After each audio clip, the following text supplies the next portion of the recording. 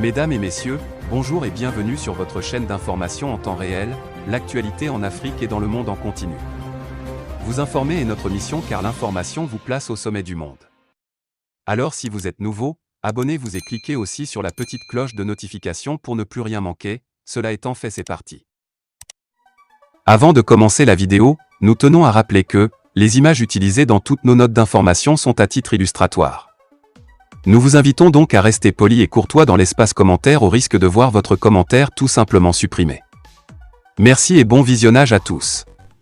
Burkina Faso, lutte contre le terrorisme. Nous allons contraindre les terroristes à se rendre ou à déposer les armes, déclare le lieutenant-colonel Bamouni. Le commandant des opérations du Théâtre national, le lieutenant-colonel Yves Didier Bamouni, a animé une conférence de presse ce vendredi 3 juin 2022 à Ouagadougou pour faire le point des opérations de sécurisation. Il s'agit essentiellement des incidents terroristes durant les 2 semaines écoulées. Créé le 4 janvier 2022 par le chef de l'État, le lieutenant-colonel Paul-Henri Sadaogo Damiba, le commandement des opérations du Théâtre national est à son premier bilan officiel face à la presse. Au cours de cette conférence de presse, l'armée a rappelé qu'il s'agit de permettre de mieux appréhender les actions menées sur le terrain dans le cadre de la lutte contre le terrorisme. Selon le lieutenant-colonel Yves Didier Bamouni, des localités qui étaient sous les mains des groupes armés terroristes sont aujourd'hui libérées et contrôlées par les forces de défense et de sécurité. Pour des besoins de sécurité opérationnelle, c'est un processus toujours en consolidation. Il n'est pas opportun pour nous de nous étaler sur les noms des villages, a-t-il confié. Sur ce théâtre d'opération, les forces armées engagées font un effort sur le ciblage et la neutralisation des chefs terroristes. Ces actions de ciblage ont permis durant ces 2 dernières semaines la neutralisation des 2 importants chefs terroristes.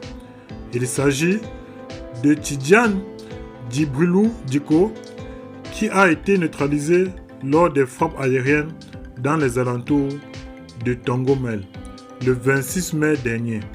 Tidjane Djibril Diko est responsable de plusieurs attaques contre les populations civiles dans la zone de Sirgadji, dont il est originaire, a-t-il également planifié et conduit plusieurs embuscades contre les unités militaires sur l'axe Bouzanga-Djibo, a précisé le lieutenant-colonel. Il a été neutralisé au moment où il s'activait à planifier une attaque contre le dernier convoi sur Djibo. Le second est engagé à Dembo. Il était l'un des leaders qui ont planifié et mené l'attaque contre la maison d'arrêt et de correction de Nouna dans la nuit du 7 au 8 mai 2022. Très influent dans la bouche du Mouan, il a été neutralisé lors du démantèlement de la base terroriste à Conakry et le 28 mai 2022. Les actions qui occasionnent des représailles contre les civils. Dans les régions du Nord, depuis le 19 mai, des opérations combinant les moyens aériens et artilleries lourdes ont permis de neutraliser une 50aine de terroristes et récupérer des divers matériels.